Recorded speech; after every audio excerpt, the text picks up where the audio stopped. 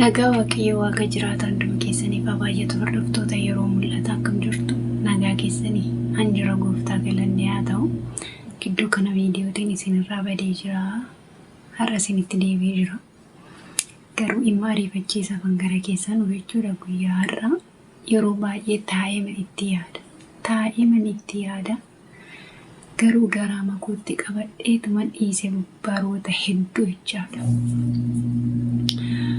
Amma garuu isin waliin jechaadha gadi baasuuf deemaa jira. Icciitii tokko jira jechuudha innis dursa laayikii godhaa warri haaraa taatan sabiskiraaybii godhaame chaanaala kana dadammaqsaa jechuun jaalladha. Durillee ati sabiskiraaybii laayikiin kadhattuudhaan jettu amma garuu sababa xinnoo isinirraa fagaadhee fi isin yaade jaalala keessaniitu isin na kadhachiisa jechaadha. Walumaa galatti yaada ijoo jechuudha waan hin dubbachuu barbaadu.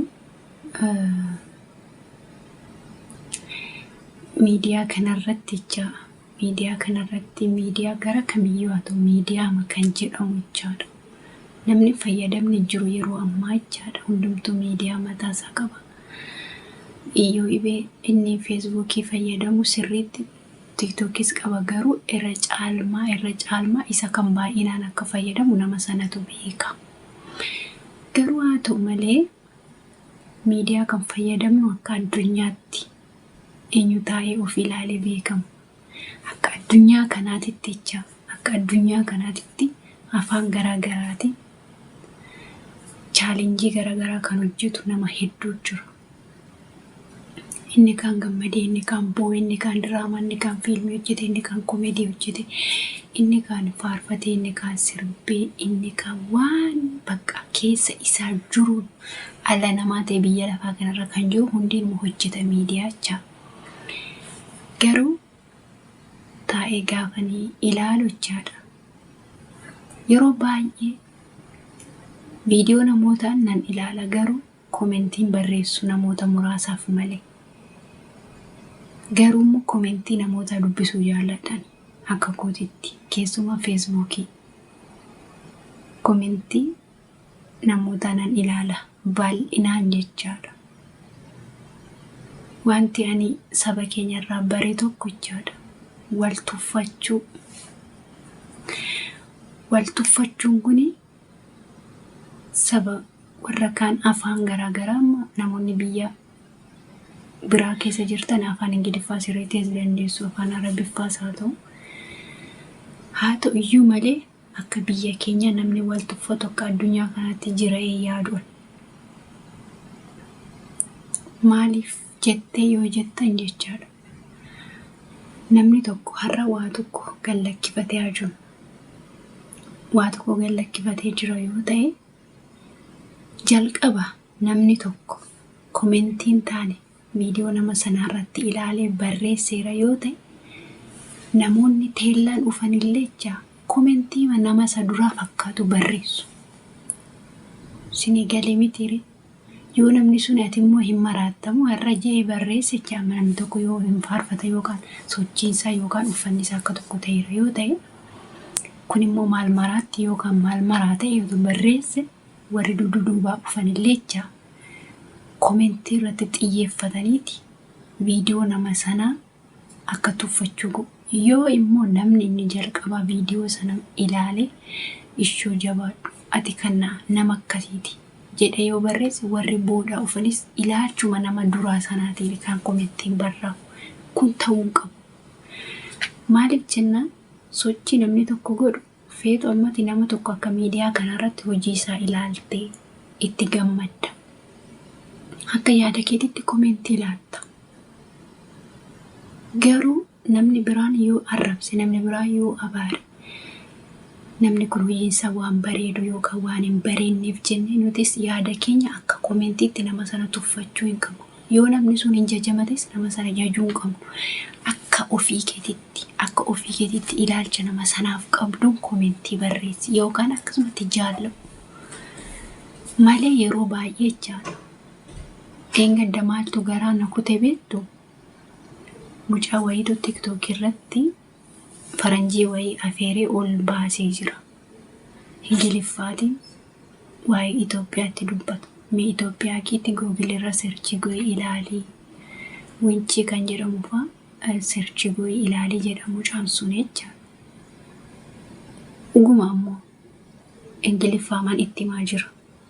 Hamma isaaf gale amma isaaf danda'am. Isheenis immoo jecha isaa sana hubattee searchi goote ilaalte jechaadha. Seenaa biyya.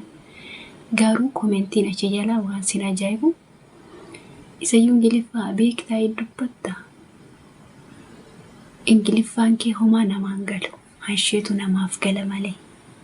Argitanii tuffiin nuti waliif qabnu kan keenya gadi gooneeti warra adii kana ol qabna yeroo baay'ee isa afaan Ingiliffaa dubbatu haa ta'u isa afaan Arabiffaa dubbatu haa ta'u namni keenya jaa kansaa gadi qabeeti kan namaa ol qaba. Maaliif akka ta'e nuti dhugaa Waaqayyo abaarsaa qabna ta'e amaluma keenyatu akkasumaan achuma asii keenya uumamee jira ta'e ni Waaqayyo haa beeku. Loqonnin biyya tokko otoo hanfeela barumsa dhiistee mataati gadi naqattechaa. Inni Arabiffaa ta'e otoo Arabiffaa keessatti waggaa 30 teesse arrabni kee akka Arabaatti cargo yoomuu hin dubbatu. Ila arabni otoo biyya keenya Oromoo dhufte waggaa 100 teesse jecha. Abadan akka Oromootti cargo loqoda jiru hin dubbatu. Keessatti beekama ormummaansaa yeroo dubbatu. Kun immoo eessarraa madde Waaqayyo ganamumaa loqoda garaa adda adda godhe. Garuu namni barate hinuma dubbata. Faranjiidhotamu fakkeenyaaf Oromoo bira dhufte loqoda dubbatte garaagarummaa guddaa qaba. Inni Oromoo noormaalii fi orijinaal yeroo dubbatuu fi lammiin biyya biraa yeroo dubbatu garaagarummaa qaba. Kanaaf amma mucaan kunis jechuudha Ingiliffaa dubbata. Mucaan keenya inni garuu Ingiliffaa haasaa jira akka barate akkasaaf galetti. Isheen immoo nama biyya Ameerikaati sirriitti Ingiliffaa carru goote haasoti. Garuu warran keenya mocha mucaa sana tuffatu. Isayyuu Ingiliffaa beektaa. Ingiliffaan beekattee faranjii wajjin odeessita yaadannii kaan. Inni kaan immoo Ingiliffaan keenya gurra bira nama darbaadha. Hansheen namaa gala. Sirriidha. Akkas ta'uu qabu yaa ijoollee keenya. Wanti nuti barreessinu ko wanti nuti miidiyaa irratti goonu ko warra laayikii nu godhuu fi warra komentii nu barreessu bichaa isinitti fakkaatiin namni nu ilaalu. Baay'een isaa miidiyaa kanarratti alli nama hin dubbatu malee kan miidiyaa kana ilaalu nama miiliyoona meeqadha. Sinii galee miti garuu namoonni baay'een jiru callisoomti isaanii akkasumatti kan ilaalanii namni kun maal akka ta'e beekanii yaanni nama kanaas itti tolaas itti badaas imma komentii kee imma gadi si buusuu kee imma gad ol si buusuu kee hin qaban. Garuu si ilaalu si hordofu namoonni baay'een. Kanaaf irra caalaatti waan nuti goonu waan nuti jennu aloota madeessu jiraachuu mala. Sinii galee otoo nuti wal qabannee wal tuffachuu dhiifnee wal qeequu dhiifnee warra wal jajan otoo taane jecha namni biraallee akkas nu ajaa'ibsiifata. Hinga dabboleetti keenya kennaa jaalalaatu fuula Facebook ishee irratti maxxansa wayii maxxansite. Araboonni yeroo kennaa walii laatanitti kennaan sun xinnoo haa taatu iyyuu malee baay'ee wal eebbisu baay'ee wal kabaju wanta walii laatan sana ittiin bakka wal faarsu. Uuman ammoo baay'ee keessan Araboota wajjin hin deemtu. Karaarra mee deemaa iddoo suuqiitti haa ta'u iddoo fe'etti haa ta'u. Otoo karaatti walitti dhufanii walitti bu'anis ta'u yookaan immoo karaa darbaa walii laatu yoo ta'e kabaja isaa walii qaban akkamitti akka wal eebbisan akkamitti akka wal teessisan adda dhugaa Waaqayyo. Sinii galee miti. Kanaaf nuti yoo afaan isaanii wallaalleeyyuu yoo aadaa isaanii wallaalleeyyuu gaarummaa jarri waliif qabdu akkasumatti nuu ifachaa. Garuu kan keenya bira gaafa dhufnu kuni jira otoo jenne persentii 50 oote malee persentii 50 waliin jiru. Kanaaf haa baran tokkoffaa namni nama tuffatu nama hamma namaan geenyedha. Yeroo baay'ee miidiyaa kanarratti namoota dandeettii isaaniitiin ba'anii barumsa garaagaraa barsiisan, wanta garaagaraa, akshinii garaagaraa, viidiyoo garaagaraatiin hojjetanii kan koomentiitiin qeequ, kan koomentiitiin tuffatu namoota hamma nama sanaan geenyedha. Sinii gale miti. Namoonni bebbeekoo fi namoonni sirriitti bakka waa'ee namummaa isaanii gale namoonni tokko tokko koomentii irrattuu miti keessaa naqanii nama sana gorsu. Garuu namoonni tokko tokko Yesuus koomentii irratti bakka jechuma abdii nama kutachiisu akkamitti harki isaanii akkas akka barreessu yoo anaaf gaaffii bolu tokko inni akkuma buqqee namatti maragu. Obboloota warra wanta qoosaa nutti fakkaata malee wanta nuti guyyaarraa gara guyyaatti miidiyaa keenya irratti hojjennu quba keenyaan viidiyoo namaa jalatti barreessinu hundisaa fuula Waaqayyoo dura jira. Wanti nuti guyyaarraa gara guyyaatti hojjennu jechaadha. Yoo siin ta'u tasaa ta'e viidiyoo nama sanaa bira darbi, yoo sitti tole laayikii godhi, yoo sitti hin tolle immoo bakka akkasumatti dhiisi malee jechaan taani barreessite kabaja nama sanaa hin hir'isiin. Yoo namni sun immoo bakka kan safuu cabsu ta'e, kan amantaa namaa arrabsu ta'e, kan immoo bakka biyya salphisudha ta'e maaltu yoo achi si dhaabesi biraa deemu. Maaliif jennaan sa'aanii harree waliin oolte uufuu bartee jedhan. Kanaaf iddoo namaan taanii baqachuu asii jammar. Maaltu achi jala nu teessisee waan namni sun jedhu yaani nama sana namaan ta'u taanaan, kan nama mufachiisu taanaan, kan dhaloota mufachiisu taanaan maaltu achi jala taa'ee nu qeeksise. Waaqayyo saafaa dhiisuudhaatu bira darba. Maaliif jennaan tokkoffaa bara kana yooma Waaqayyoomti jedhee nama tokko sammuu isaatti deebisee ufuma isaa dogoggora isaa hubatee yoo deebi malee yaa baluu ati dogoggortee jirta, bakka kanatti yakkaa qabdaa, maaltu akkasi godhaa, miidiyaa kanarratti maal si maraachatu jettette namni sun dhuguma dha'ee siin fudhatu. Bara kana utuma beektu callisuus si baasa. Akka Waaqayyootti dogoggora nama sanaa ittiin yoo gorsite, yoo fudhate yoo fudhachuu baate immoo bakka Waaqayyootti dabarsii dhiisi. Hubataatu gorsa fudhata. Yoo hubachuu baate immoo hin arrabsiin, gadi hin galagalchiin, olis hin galagalchiin. Maal si dhibe dhiisi bakka akka namummaatitti. Kanaaf obboloota ko waliin tuffatina, dhugaan sinitti ma waliin tuffatina, tuffii waliin tuffatina.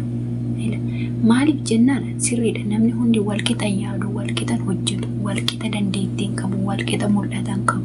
Hundumti namaayyuu akkuma bifasaa jireenya isaa garaagara.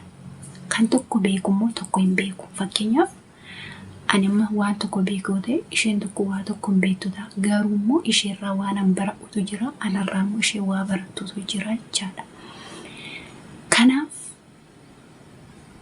Waaqa gaditti namni kamiyyuu barbaachisaa bakka. Aangoon isaa ulaa guddatu, gadaa xiqqaatu, qabeenya haa qabu, haa dhabu. Yoo ati qabeenya qabda ta'e inni immoo beekumsa qabaachuu mala.